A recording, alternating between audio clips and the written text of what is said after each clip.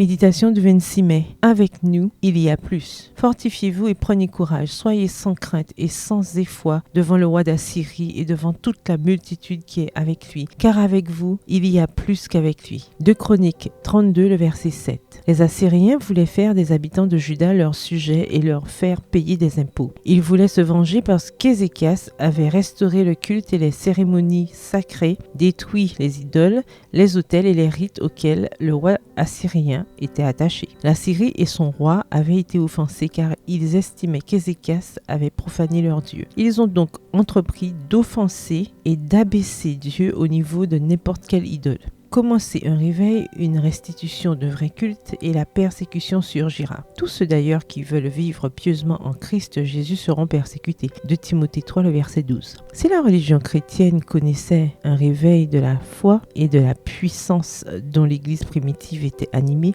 l'esprit d'intolérance renaîtrait et les bûchers de la persécution se rallumeraient. Pour faire face à l'invasion assyrienne, Ézéchias a fermé les sources d'eau aux envahisseurs, amenant l'eau à Juda par des canaux souterrains. Il a reconstruit les murs tombés, a relevé les tours et fabriqué des épées ainsi que des boucliers. Voir 2 Chroniques 32, les versets 4 à 5. Dans votre combat spirituel, faites-vous votre part? Coupez-vous les sources d'eau dont se nourrit l'ennemi? Pouvez-vous identifier ces sources? Relevez-vous les murs tombés? La loi de Dieu? Comment se porte votre bouclier de la foi et l'épée de la parole de Dieu? Si vous faites votre part, Dieu fera la sienne. Ézéchias fait alors confiance à Dieu pour lui donner la victoire et appelle le peuple à ne pas avoir peur des forces ennemies. Faites confiance, Dieu vous donnera la victoire au bon moment. En comparant la multitude assyrienne aux armées du ciel, Ézéchias s'est exclamé « Avec vous, il y a plus qu'avec lui » au verset 7. La clé est d'abandonner nos batailles à Dieu. Que dirons-nous donc à ce sujet? Si Dieu est pour nous, qui sera contre nous? Romains 8, le verset 31. Dieu tient sa promesse. Vous, petits enfants, vous êtes de Dieu et vous avez vaincu les faux prophètes, car celui qui est en vous est plus grand que celui qui est dans le monde. 1 Jean 4, verset 4. Dieu a fait une alliance avec vous, pas seulement pour se battre avec vous, mais pour se battre pour vous. Une confiance inébranlable en lui vous élèvera au-dessus de toutes les peurs dominantes. Confiez-lui aujourd'hui votre combat et demandez-lui de se battre pour vous. Bonne journée, que l'Éternel vous bénisse.